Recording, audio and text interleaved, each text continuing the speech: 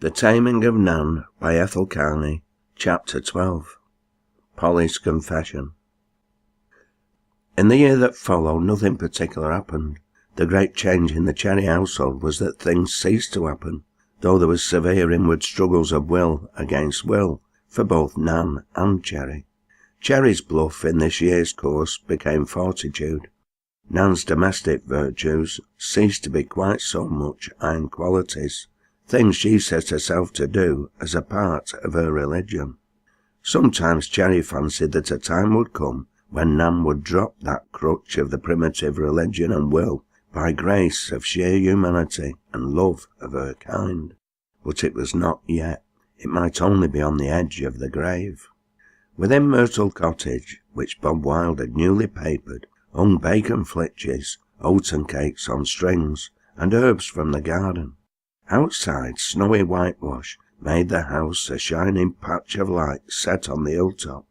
Apart from extra cleanliness, nothing was changed. Moses and Daniel were still there, so was wedded love. There was, however, an additional picture, one of Nelson, with his empty sleeve and his delicate face, with the brave eyes looking down always on Cherry and Nan. This picture was dear to Cherry. There was also a tiny bookshelf with Southey's Life elbowing Dickens, but Cherry knew that he would never be really a bootman. He had got on too well without boots to worry about them. Eyes and ears had stood him in good stead of other men's ideas. But occasionally he passed an hour or so with them, generally ending by going to sleep. Outwardly, the only mark of his intense struggle to survive in a changed world was a little more grey in his hair, a more anxious look in the eyes, and a clear-cut manner that bespoke a man who knew what he wanted and was getting it, who believed in himself, in his 3 ounces, and laughed at difficulties. Economically, his position was about the same as before his catastrophe, but the pulling of Nan in the same direction meant a doubling of comforts and of plenty. Domestically, he had realized home as he had not done in his palmiest days. It was not a bad harvest that crowned the year of struggle. Polly was getting famed beyond her native county. She was not a nightingale, but she was certainly a thrush, or cock throstle, as Granny called her. She also knew her way about her house now, and by extra baking for the shop made Granny no worse off than she would have been without her. So stood the world with these 3, a year after Cherry had followed the lorry with his sticks, going away from Narrowfields. Cherry and Nan decided that a little housewarming would not be amiss, to celebrate their having had a prosperous 12 months in Cherrydale. Accordingly, they asked Granny to invite the guests for them by word of mouth. She was to be sure to include the 2 blind men, whom Cherry had got friendly with, partners in a little newsagent's business at the end of the village. She was also to make pork pies. Behold Myrtle Cottage, then, one Sunday afternoon, basking in warm sunshine, and a bluebottle droning sleepily against a window pane that was as a frame to Polly's garden. Aaron Wilde had given Polly lessons on flower growing, a garden in which flowers whose mere names sound like the poet's calendar grew in a burst of pomp that would have made Solomon's look poor. Within, as without, everything was spick and span. Polly had left Granny on her own in the shop, and had come up to help her mother the day before, for the great occasion. Nan played the hostess in a white apron.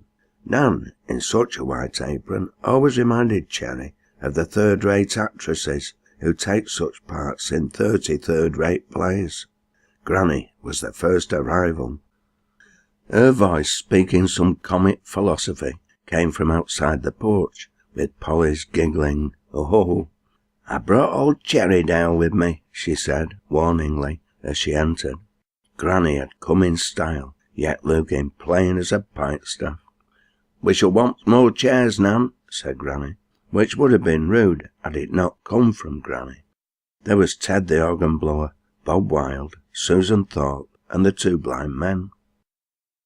Mr. Gibbs and Mr. Moss, the 2 blind men, said they were rather tired, as they'd been up all night, having been to see the sunrise from Holdsworth. Cherry felt that they were jesting at first, but Mr. Moss wagged his head in appreciation of his friend's apology, or of the sunrise. Bob always takes them up every year, said Granny.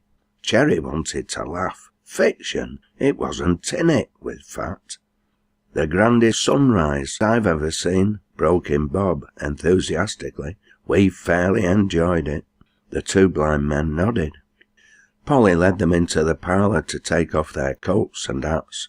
They wouldn't have them carried away. They were very independent. Dost mean to say, began Cherry to Bob Wilde. Bob smiled. They enjoyed it as much as me, he said quietly. I told them about it. Moss lost his sight when he was 12. He can remember. Gibbs enjoys it in another way. He feels it. He ceased speaking as the two men came back, cautiously finding their way to their respective chairs. Here, tap my bonnet away, said Granny, handing hers to Polly. Polly and Susan went into the parlour. New chintz made into covers and cushions by Polly made it a pleasant place. Myrtle Cottage was looked on by Nan as her duty too now. She cleaned it for God. Can I try it on? Asked Polly of Susan's hat. Susan smiled assent. Do I suit it? Asked Polly anxiously. She looked in Susan's face for the answer. Yes, nodded Susan. I don't think I do, said Polly, and took it off. Susan was acutely conscious of Polly's childish charms. I don't think I do, said Polly again, in a worried way. Susan made a valiant attempt to like Polly, as she knew she would have liked her, but for her own ironic position as Bob Wilde's mother confessor, the recipient of his year's confidences regarding Polly. Nice folk, said Jabez Thorpe's daughter, look nice in anything. Polly blushed. It was the first praise any girl had given her. Am I nice? She asked archly. Very, said Susan honestly. You, said Polly, are the nicest girl I ever met. Susan smiled.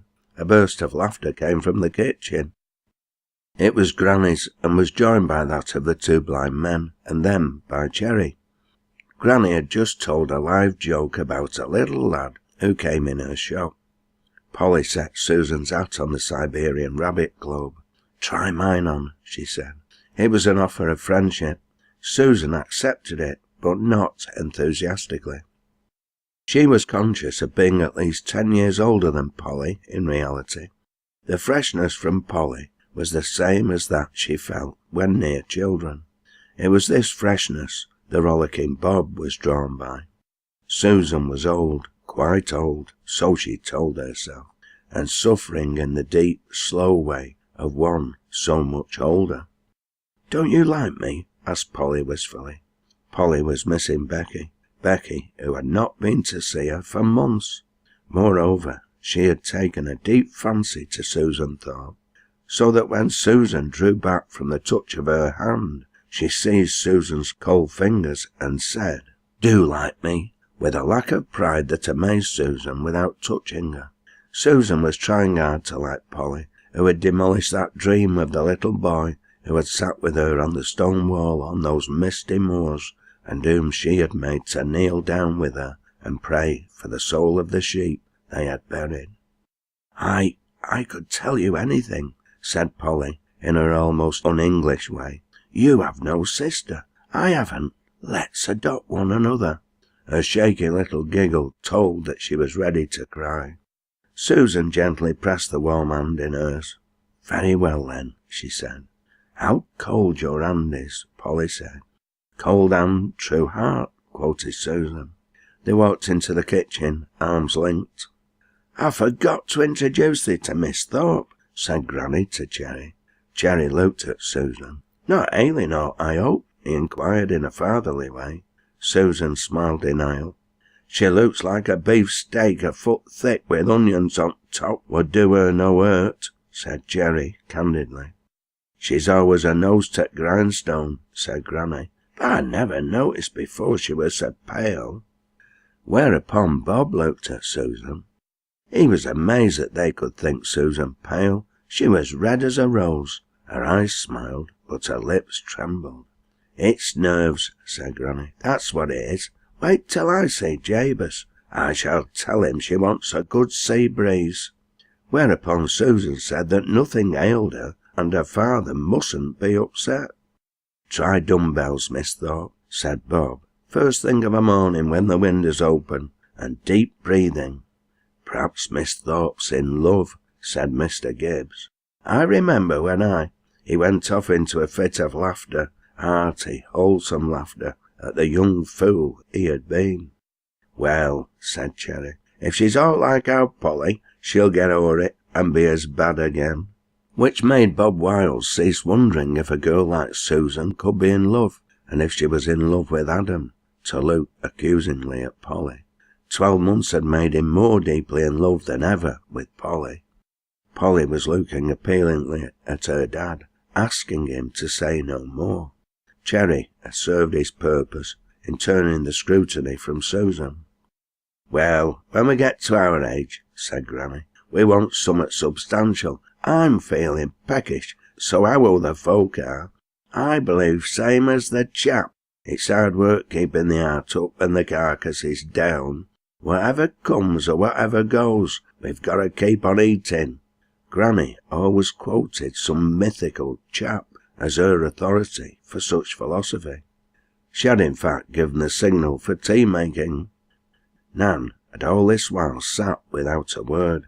She now got up and moved towards the scullery. "Let me help," laughed Susan. "Do, Mrs. Cherry." Nan melted under the readiness of Susan Thorpe. "You can cut tea cakes," she said. Whereupon Granny began to tell a tale of 2 deaf folk who invited some friends to tea, and were kept cutting up, and whose audible remarks on that point were heard by their visitors, which set Bob off telling tales about gamekeepers, how he had dodged them, and wonderful rabbit chases. And then the 2 blind men got telling tales, and Polly sat fascinated, her hands clasped around her knees, her eyes shining, until Granny said, "Thou lazy hussy, help to get tea ready," whereupon she jumped up as if she had been shot. When they sat down, Cherry said, "If anybody goes short, it's their own fault. It's there. Get stuck in," which, after a little time, everyone did, except Susan and Bob. "I'm glad you came," said Cherry twice to no one in particular. "We'll have to have another cheer-up party one of these days," said Granny. "Wait till our Polly gets wed," winked Cherry. He was beginning to understand that young Wiles putting on the rose-sprig paper on their kitchen wall was not just country kindness. Whereupon Polly declared she should never marry, and everyone laughed and disbelieved her, but Bob became very gloomy all at once, until he caught Susan's eyes smiling quietly, and telling him to believe no such wild statement, whilst Granny, catching those meeting glances, felt bewildered. Was Bob going to fail her as a mate for Polly also? Was Susan deeper than she seemed? As for Polly, she was noting all Susan's ways. No wonder Adam liked her. After tea, they left Granny and the 2 blind men to be called for after chapel. Polly was soloist that night. Bob had changed from a pagan altar of the Moors to a Methodist again. Susan had told him he could sit in their pew. Poor Susan, it had been what she called a wicked year for her. Ted walked along with her to the hillside church. Bob went ahead with Polly. The sweetness of a blossom-scented world with a new moon gleaming through it was all about them. "I heard that Sag Farm is advertised," said Ted. "Have you heard?" "Oh, no," protested Susan. "There were no name to it," said Ted, "but it sounded like it." "Mr. Wilde will be worried, won't he?" asked Susan. Ted did not know that she referred to the careless Bob. "He'll go potty," he said cheerfully. Susan was disappointed in Ted. She had thought that he and Bob were David and Jonathan to each other. She resolved to ask her father to help the Wildes out, which she knew was no light task. Next to her mother and herself, Jabez Thorpe was passing fond of his bank boot. Polly sang, and Bob worshipped. It was not hard to believe in seraphim and cherubim as Polly sang. The Thorpe's pew gave him a fine view of Polly. Susan found the hymns for him, and the chapters. "Let's have a walk," suggested Ted, as Adam, Bob, himself, and the two girls met outside after service. A walk they had. Adam divided himself between the two girls. It was a new experience for Adam. A little awkward at first, the strain grew easier when they'd climbed half a dozen stiles. Polly always influenced people towards the lighter side of life. Moreover, Adam had set himself to save Bob from Polly. He had set his hand to the ploughshare of love which he was going to drive through this light heart. She was trying to fool his brother. Adam Wilde's brother must not be fooled. Adam's great fear, ever since he was a boy in his teens, had been that Bob would make a fool of himself. He was out to protect Bob, whom this girl was laughing at, just as he had protected him at school. That was his reason to himself. Your rational people have a way of persuading themselves that they do things for reasons. Adam, with his boot learning and his science certificates, was sufficiently complex to be able to lie to himself without detecting it at once. But whilst he set out ploughing the heart of this foolish girl, he took care not to estrange Susan. It was Susan whom he asked to come up to help Sarah churn. "Oh," said Polly, "I should like to know how to make butter," which frank invitation of herself to Sag Farm made both Adam and Susan smile, their smiles meeting across her, whilst Adam, looking from first one girl's face to the other as the moon shone on them, for the first time realised why poets had written about women and to women. Susan carrying her Bible, Polly exuding cheap scent, were admirable foils to each other. Susan's silences became demure, elusive things. Polly, breaking into song all at once, made the air flower with music. Adam Wilde was conscious of a feeling of exhilaration or triumph, a strong leaping of that old sex pride of his. Susan he was sure of. Polly he was going to teach a lesson. Bob was a little angry at Adam when he and Ted got up with them. Polly was aware of it and laughing in her sleeve, Adam knew. "Do you think you can come, Miss Thorpe?" asked Adam, referring to the churning. "I don't think so," said Susan. "We're busy with the chickens." Polly was silent, asking to be asked. "Well, perhaps Miss Cherry will come," said Adam. He then gave way for Bob. Bob walked on the stars. The time he had wasted, knowing only men and dogs, whilst as Polly led him on, her brain was busy trying to find out if Susan Thorpe really cared for Adam Wilde. The blind men had departed when they all arrived at Myrtle Cottage. Granny had her bonnet on, waiting. Susan had some way to go. Adam proffered to take her on the way. He wanted to be moving cautiously with Susan too, to let her see that he needed her. More and more Susan became his ideal woman, the type that Swift depicted as the perfect wife, prudent, soft-answered, sacrificing, dependable. "Let's all go," said Bob at Granny's doorstep. "Come on, Miss Cherry." Adam was thus foiled, but he walked ahead with Susan. "Is it true that Sag Farm is advertised?" asked Susan. There was a little pause. "I'm afraid it is," said Adam ruefully, "but I think I shall be the one who buys it. Anyhow, it's safe yet." His optimism was a grim faith, considering the corner he was in. This had been a wicked year for Adam too. I will ask my father to give a hand," said Susan. Her voice sounded a little nervous. "That is kind of you," said the proud man. Susan appreciated the compliment. Adam had accepted her offer. Susan was thinking how Bob would feel the hardship of hiring himself out on some other man's farm, if Sag Farm went. When Bob walked with Susan, Adam with Polly again, Bob was saying to Susan, "Do you think I've a chance, Susan?" Susan thought he had. "But do you think she likes me a bit?" urged Bob. "It's just possible," said Susan. he saw that she was smiling. Susan was copying a little of the likeness of Polly Cherry.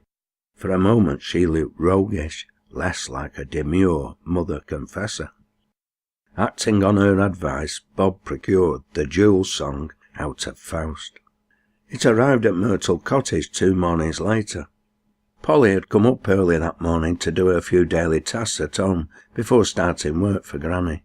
She tried to continue her task of whitening the doorstep that looked out on the rhododendron in which the birds were singing gaily, but she made but a poor job of it. The Jewel song engrossed her, whilst, as Cherry watched her at it, heard her fresh voice in the "Mirror, mirror, tell me truly." He winked at Nan, saying, "Madame Albino there is having a good time." When Polly went down from Myrtle Cottage to Granny's, she passed Adam on the way to Narrow Fields with the milk float.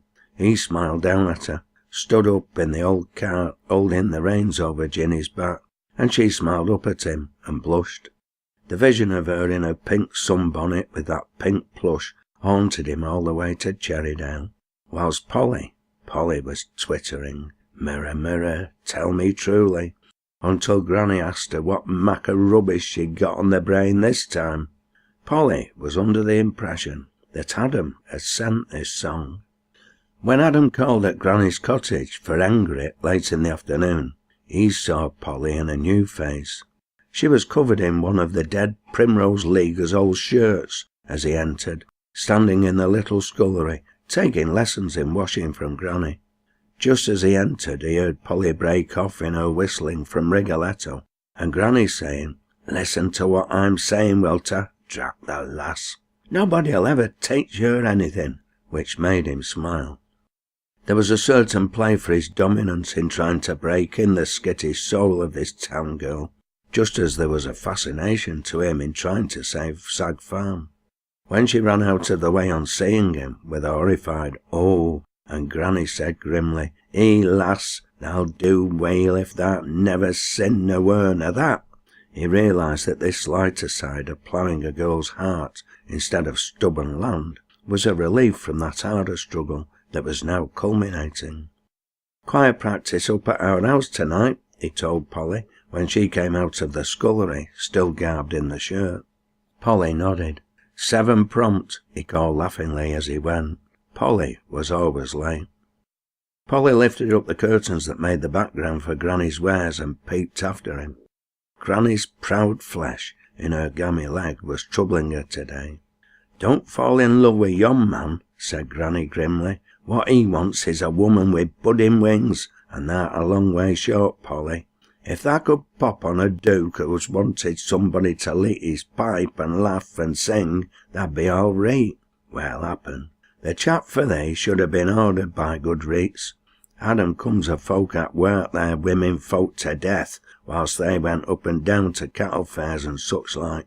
He might well crack on his grandfather. He's the spit on him, and he killed his wife wi' work. She starts for all the gentry, besides helping run farm. They laid her out on her own ironing board. Oh, the grand uns of the wilds. Either they don't care a brass button which end goes first, or they are like that." Polly turned away from the window. She was laughing. "I'm not in love with him," she said disdainfully. "I reckon naught of folks that worships graven images," said Granny, returning to the wash-tub. The keen-sighted old Calvinist had half seen through Adam's game lately. She did not like the way Polly grew tongue-tied in his presence at times. She was thinking of withdrawing her £20. After all, had it not been flying in the face of Providence to try help Adam keep Sag Farm? He was going to marry Susan Thorpe. At least the Thorpes thought it was. She had heard as much. The Thorpes stunk of brass. They must help him. In this spirit she worked all day till the washing was done. Polly had been, as Granny said, wearing her a bare place. She was glad to sit down, spectacled, and read Josephus between the tingling of the shop bell, whilst Polly was at the practice. When Polly got up to Sag Farm, she found 3 extra candles burning on the old harmonium top. Adam was dressed in his best. Polly was all of the choir that turned up. "Oh, don't go, we can run through a few pieces," said Adam. So they did. They ran through piece after piece. It was Sarah, in Adam's old overcoat and the muffler that gave her a mummified look, who asked Polly to sing, "Come unto him, all ye that labour." Labour. Sarah knew the full meaning of that word. Sarah had taken a wistful liking to the blithe girl with the lilting joy in her voice. She reminded Sarah that long ago she too had been feminine, and taken a little pride in putting her hair up. So few people came to the farm, too. Polly, singing that piece she had sung on the wheat field, had in her mind all the guilt of those kisses that ever lay, all this year since she had come to Cherrydale, a barrier between easy friendship with Adam Wilde. Adam, turning the music, felt her fingers going to the same task draw back. The music fell on the sandy floor. Player and singer bent to pick it up, with a consequent bumping of heads. Then Polly giggled, whereupon Sarah smiled, then laughed, and Adam smiled, and old Wilde woke out of his uneasy sleep and murmured his old plea for this past week. Oh, for a drop of whiskey. "Take her and show her the chickens," said Sarah suddenly, when the playing was done, "and have a bit of supper, Polly. I'm going to call thee Polly." "Everybody does," said Polly. She smiled. She was in one of her honest, simple 7-year-old phases tonight. "I don't think Miss Cherry cares about chickens," said Adam. But Sarah got the lantern. "Let the child see 'em," she said. Adam wondered why Sarah was so eager to get them out of the kitchen. There was nothing for it but to go. When they stood within the henhouse, there arose a great beating of wings from startled, sleepy birds. Polly clutched the arm of the man who held the lantern. It was as she knelt down looking into a box that held a fluffy-breasted Buff Orpington with her 13 chicks that Adam remembered this was a good opportunity for making his first furrow in Polly's heart. He was not altogether unexcited himself at this new hobby, playing at love. Bob must be saved at all costs. Polly would not be a suitable wife for a Wilde. Thus did the rationalist excuse himself for laughing at Polly, as Polly was going to laugh at Bob. "How would you like to be a farmer's wife?" Adam asked her. Looking up swiftly, she saw a pair of Airedale brown eyes fixed intently upon her. Adam expected some of the wiles he had seen her use on Bob. "It depends," said Polly candidly, "how much I like the farmer." Then she fell cuddling a yellow chicken against her cheek. If he hadn't been there, he thought she would have talked baby talk to it. "You can have that," he said. "What?" she asked. "The chicken," he told her. She looked at it, then at Adam, and said, "Oh, thanks." Then she asked anxiously, "What shall I feed it on?" Adam pondered, then said, "Oh, beans." "Beans?" she queried. "Really? Do they eat beans? I should have thought." Then they both burst out laughing at her innocence. "You've a great deal to learn," he told her, "before you're fit for a farmer's wife." She blushed this time. The chicken squeaked. "Oh," she murmured, "poor ickle thing, I'm going to kill it." Adam showed her how to hold it. He held her hand and closed her fingers round it. She was an utter little fool. But for the moment he half hesitated at playing with her light soul. Wasn't Bob big enough to look out for himself? But even as he asked himself the question, he knew Bob was as irresponsible as Polly. They would be a couple of fools together, and Bob would have a fool tied round his neck for the rest of his life. The only thing to remember was to turn Polly's thoughts from Bob, without endangering his own chances with Susan Thorpe. "I thought you'd got lost," said Sarah as they entered the kitchen. Supper was ready. Sarah had made herself what she called halfway decent. She had taken off the muffler and tried to put her hair up. She had also donned a blouse. Polly had the same effect on everyone. She made them feel fossils and wiseacres. "Some tea, father?" asked Sarah as they sat at table. The man on the settle groaned, thinking of whiskey. "Are you coming tomorrow, Miss Cherry?" asked Adam. "Call her Polly," said Sarah. "Miss Cherry doesn't suit her. It's too old for her." Adam smiled. "Polly, then," he said. Polly dimpled and blushed. Looking at her across the table, Adam thought, just for one fleeting moment, that had he been a rich man, he would have married Polly. As a working partner she was no use. She was just a little foolish beauty with a throstle's throat. These were luxuries for the rich. "Our Bob'll be mad he weren't in," said Sarah once. Adam and Polly were discussing music. The foolish thing knew more about music than anything else, except lads. "Art coming to morn?" asked Sarah. Polly nodded. "Tha can twine then," said Sarah. "It gives me a pain under my left breast." Adam started. "You never said anything of it," he began. Their mother had died of cancer. "What's the good of saying?" she asked, a little nettled. For a moment Adam saw little of the tragedy of Sarah's overwork at the farm. But when he got out of this hole, she could have help. Besides, she would have Susan to help her. Susan, who was young and strong, even as she had been when first this struggle began. But it was not of Susan or Sarah he was pondering as he took Polly home to her granny's through the splendour of a moonlit night. They both wished on the wishing bridge. He held up the lantern to let Polly see a rose bush in its glory, and to hear her say, "Ooh," in her foolish, rapturous way. He wondered what she had wished. There were star ripples in the water below the bridge, and their reflected faces looking down. Everything was scented. There was only the one rail. Adam held Polly's hand for safety. It fluttered in his like a foolish bird. Starry silences all about them, plash of water on mossy stone, and the moon climbing up the sky. There was something elfin in the night. As they passed from the bridge, a green hill came in sight, a little hill with a blue moonbeamy sheen on it. "If I saw fairies dancing in a ring," said Polly, "I wouldn't feel surprised, would you?" She looked up into his face like a 7-year-old. The freshness from her that Susan had felt swept around the care-burdened man. Perhaps the long uphill struggle to keep Sad Farm was telling on him. He took off his cap without answering Polly's remark and stared up into the glory of the Milky Way. "I like starbaths," said Polly's voice. He was a little surprised. "Mind," he warned Polly. It was another excuse for holding the foolish hand a moment. The village lay sleeping under moons and stars when they came down to it. The little houses were like matchboxes against the hills. Granny's light was burning. The inn had an illumined window. All else was asleep.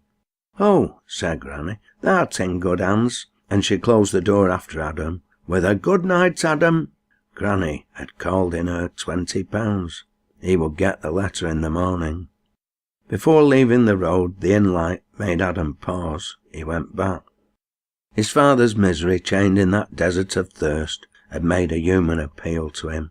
He did not realise it as a humanity in any way connected with that touch of that trembling young hand. He stopped on the wishing bridge, listening to the water, wondering what Polly had wished. Then he remembered that he did not mean to lose Sad Farm. "What's up with our Adam?" asked Wilde, when Adam had gone to bed after pulling out the whiskey bottle and handing it to his father with an ungracious look that said, "Oh, take it." Sarah shook her head.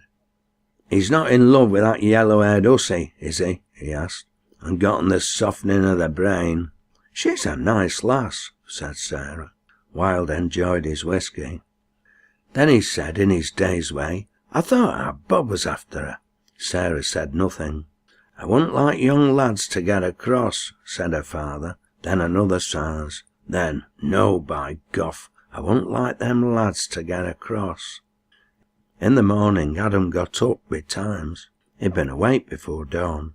He got up to carry out his intention to burn Polly Cherry's glove. It was somewhere in Bob's possession. Bob was yet asleep. His moor tramp of the previous night had been a long one. Adam found it at length. It was in Bob's breast pocket. Adam carried it by the fingertips. That thing with the impress of Polly's hand. It had cast a spell on Bob. He felt a spell of it himself as he carried it so. The fire was roaring up the wide chimney. He pitched it into the middle of the flames. It writhed, shrunk, and he could not dispossess himself of the idea that he was burning that foolish little hand, one finger of which seemed to point accusingly at him. After breakfast he watched Bob feeling about in his pocket for it, looking in the deep shadow behind the door, looking questioningly at him once or twice too. But a woman's glove was not a thing a dogman could ask for. Polly came that day to churn. Bob leaned outside the door with the netting throwing shadows on the red tiles where the great pans of milk were set, and whereon Polly stood, a dainty dairymaid in blue muslin and exuberant youth. Polly would not flirt with him, except very mildly. She was busy, she said. Adam was triumphant. Whilst whenever Bob saw Polly staring in the direction of Adam, who took scarcely any notice of her, his suspicions about the glove grew, though he had taken it out of his pocket on Whitemore to be sure he still had it, for this was Bob's first passion. It was quite late when Polly went down to Granny's. The sun was gone down. Granny had left Polly her ordinary tasks to do. Granny saw that she did them, late as it was. She was surprised that Polly did not grumble. Half asleep as she was, the girl went cheerfully about. Polly was moulding herself on Adam's lines. Polly had not the least doubt about it that some day Adam would marry her. She thought she would ask him to have a little churn for her that could stand on the floor, not quite so difficult to keep going as this big one Sarah had put up with for so long. This was Polly's first affection. It had begun subconsciously on that night in the wheat field when she had told Adam she would sooner marry a monkey. She woke some hours later out of her dream of Adam to hear Granny making a strange noise. "Oh, oh!" cried Polly, shaking like a leaf. "What shall I do? What shall I do?" Granny's heart had dotted and carried too this time. She got water and spilled it over Granny. After the second attack, Granny said, "Fetch Miss Thorpe. She'll talk less nor anybody." Granny was too old to see that Polly ran out into the night with bare feet and only a coat over her nightdress. Through the dead stillness of the night Polly ran to the Thorpes, knocked them up, and came back with Susan.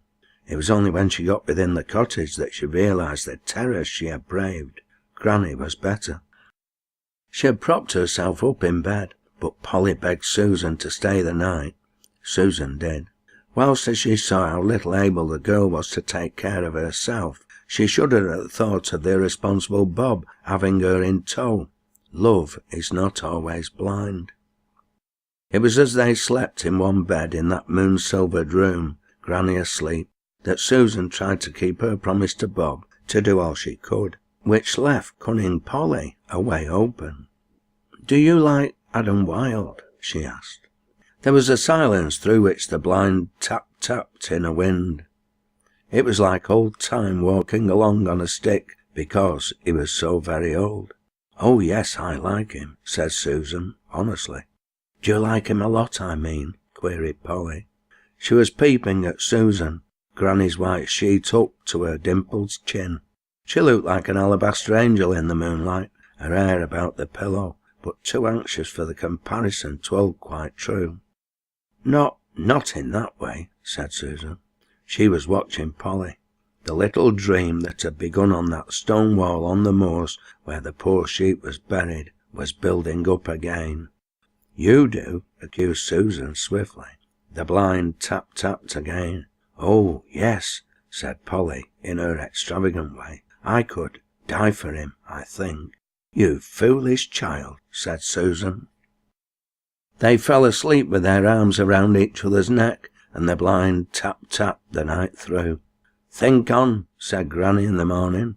"Nobody has to know I've been ill. I'll not be missed and mucked about with folks whilst I'm awake. They can do what they like with me when I'm dead."